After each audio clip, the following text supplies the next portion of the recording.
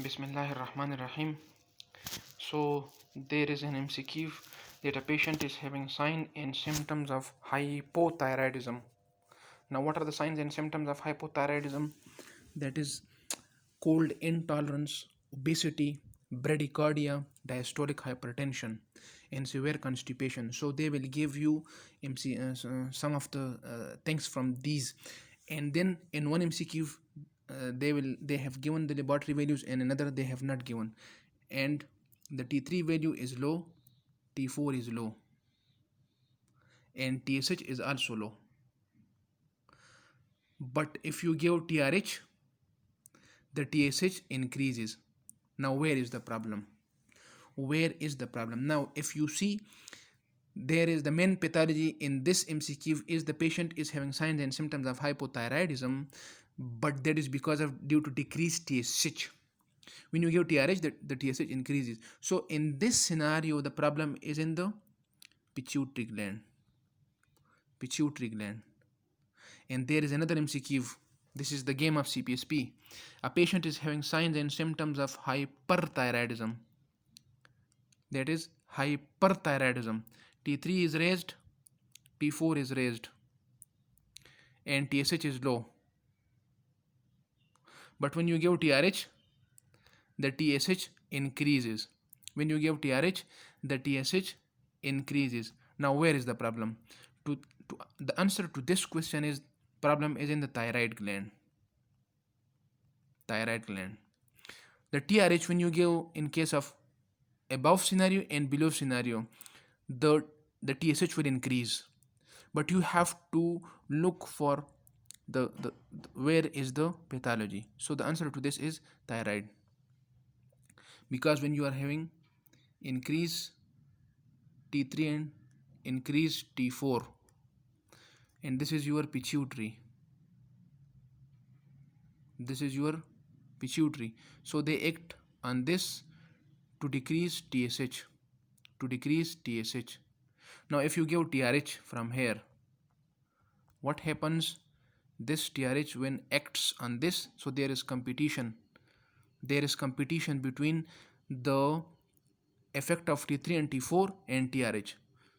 The down effect of T3 and T4, there is competition, and the increased effect of TRH, so the TRH wins in the end. It is more, the stimulating power of TRH is more as compared to suppressing power of T3 and T4, so it causes increase in TSH. So in both scenario, if you see after the administration of TRH, TSH increases. Now it depends upon the symptoms. If the symptoms of hypothyroidism and TSH is low, so the problem is in the pituitary. And signs and symptoms of hyperthyroidism, and if you give the TRH and that is increasing, the problem is in the thyroid gland. So this was a confusion regarding that.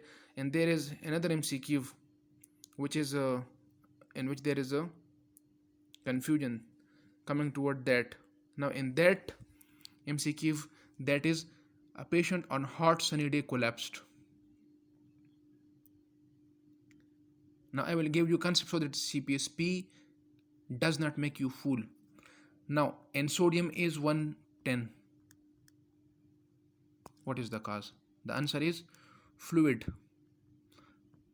If it was dehydration or heat stroke, the sodium was supposed to be high, because in dehydration the sodium is increased.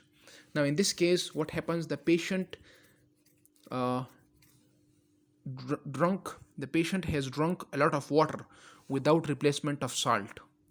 When there is severe dehydration, you have to replace both salt and water. But if you replace only water, that causes what? Hyponatremia.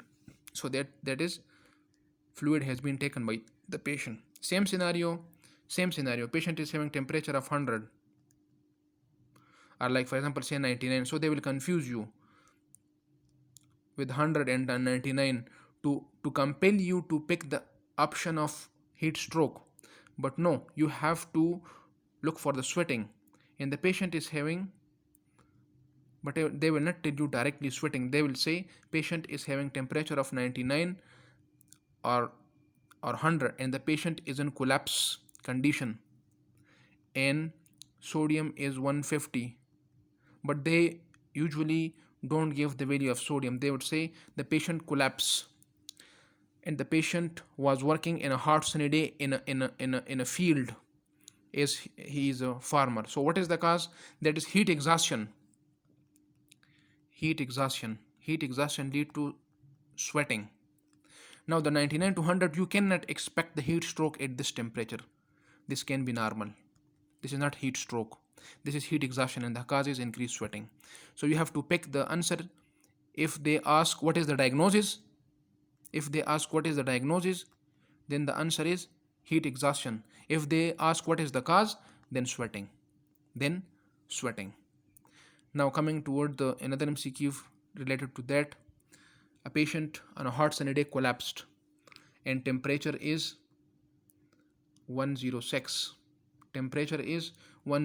Now what is this? Now this is heat stroke. And the problem is there is no sweating in this. If there is no sweating in this, it means there is no heat loss, and that leads to increase in body temperature. So that must be kept in mind. There is another MCQ. Well, I will be uploading some of the controversies like this. There is a young female with the HB of 9.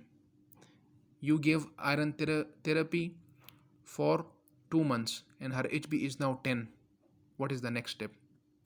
Now the most common anemia in the world is iron deficiency anemia. Second most common is thalassemia. So I would be not doing serum ferritin. I would be looking for hemoglobin electrophoresis to exclude thalassemia trait. The answer to this MCQ is hemoglobin electrophoresis to exclude that trait. So you have to clear your mind regarding these MCQs.